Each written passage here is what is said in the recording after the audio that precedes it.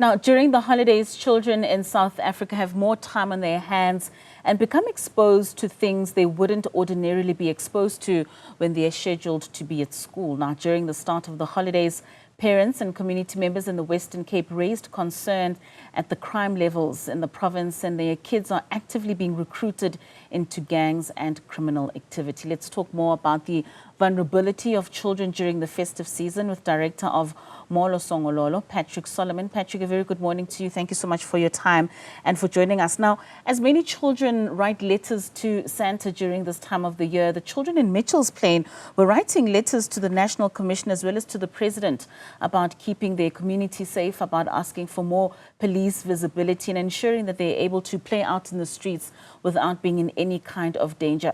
How have we gotten our society to this point where children have to ask adults for their safety?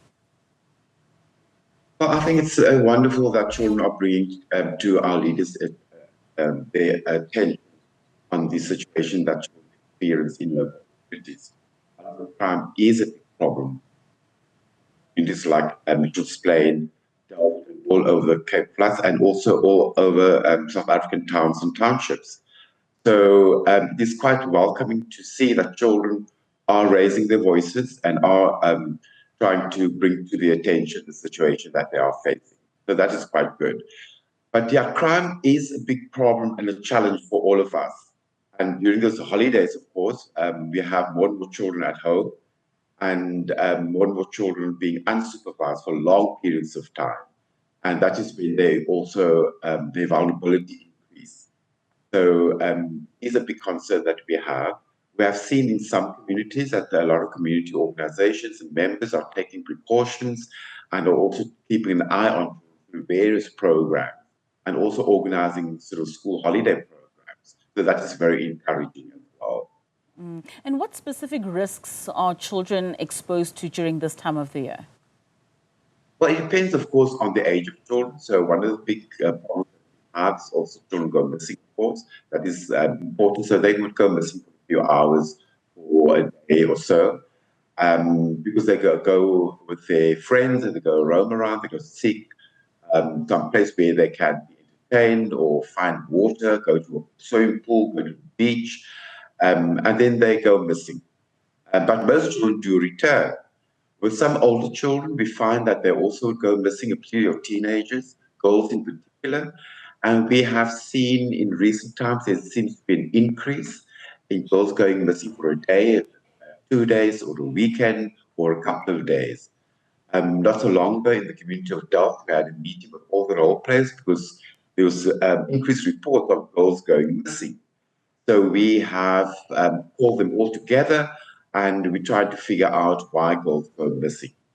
And we found that there are quite a number of situations where girls go missing and they are either being held by the people they've been held when to go and visit, or the people that they went to see, or the people have taken them somewhere. So it could be people that they know. In this case, it is boys and men. And they get held and they're given alcohol and drugs and then they then use sexually. And then when they're done with the girls, they will then release the girls. In other cases, we've also had so-called boyfriends keeping the girls and threatening them as well. And so that kind of situation seems to be quite widespread, where girls just disappear for a couple of days.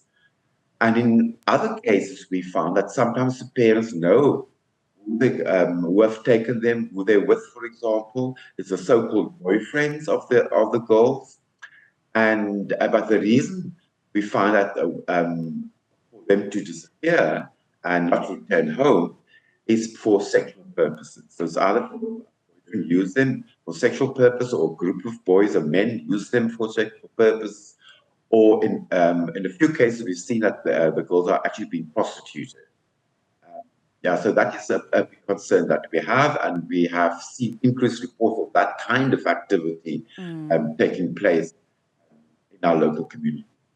Poverty is a big factor in this case that we've identified, and also a lack of parental supervision, absent parents, for example, and also because there's very little food in the house sometimes, and then the teenagers are vulnerable, and they are being targeted by these old teenagers and males in particular, and also young men and older men for sexual purposes. Right. And the role that alcohol and drugs play in the safety of young children, especially among the teenagers themselves. Yeah, it's that of course is some of the factors that we find. They are given alcohol and drugs, or sometimes they're forced to take the alcohol and drugs, and that of course is a way in which they can be easily controlled. So that is something that we've witnessed, and then of course also teenagers. They want to behave older, they also want to take part in adult activity, and they experiment with all kinds of stuff. But they also don't realize that there are dangers there. We've had complaints, of course, that certain outlets are selling alcohol also to minors, and we've reported this to the police. And we're happy to report also that the police are trying to monitor better what's happening at the shebeens, for example, what's happening at some of these outlets, and to also hold the people that work there and their owners account. And also informing them that to serve alcohol to minors is a crime. So on that level, we've seen some improvements, but generally speaking, teenagers are vulnerable. They want to experiment, and adults use alcohol and drugs as a means of controlling them and also keeping them in a state that they want to have them. In some cases, we see it for sexual purposes as well. Right. Lastly, Patric, just how much does education play a role in terms of parents communicating effectively to their children in ensuring that they're kept safe, not only in the festive season, but throughout the year? Well, the thing that we need to realize is that, parents can only do so much. And nowadays, your listeners and viewers know that many people can't communicate with our children via cell phone. We have situations where many men give children cell phones, give them airtime, and also try to get their numbers to communicate with them.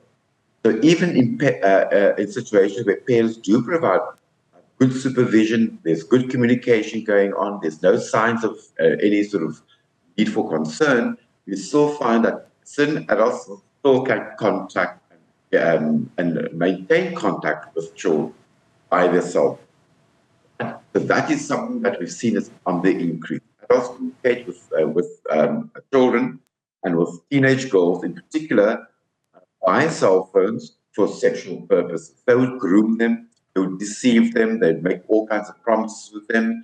They ask them to send them pictures and images, sometimes sexual images and pictures, and they also try and meet up with. So that is one thing that I think we need to be more aware of. We need to educate parents and communities and children also about that. Our children need to know how to identify a risk, how to identify a threat, and what to do when someone behaves inappropriately, and also to let adults know that to have sex with minors is a crime. We've seen situations where parents, for example, condone sexual relations of their children, a 14-year-old with a 28-year-old. So that is when parents themselves are encouraging it, because this man, the boyfriend, give money, give food, give alcohol to the parents. So it's sometimes very difficult for children themselves when their parents don't protect them, or the neighbors don't keep an eye and protect them, or community members turn a blind eye, then you'll have increase of those kinds of activities happen. Right. So we need to be vigilant, we need to inform and educate, and we need to report. It is illegal. It's a crime for adults to have sex with minors, right? And when there's a sexual exploitation involved, that means when there's sex in return for anything, whether it's for money, for airtime, for alcohol, whatever it might be, for food, for shelter, for transport, whatever it might be. If there's sex in the exchange for something, it is legal for any person under the age of 18 years of age. Not the child's fault. right? It's not the child's fault. Right. There are situations where a teenage girl are being blamed. And then the other impact of that, of course, is pregnancy. And the girls become pregnant, then the boyfriends disappear. That's also a big challenge that we have. And our reproductive health services, we do improve on that, provide children, give children an idea of how they can protect themselves.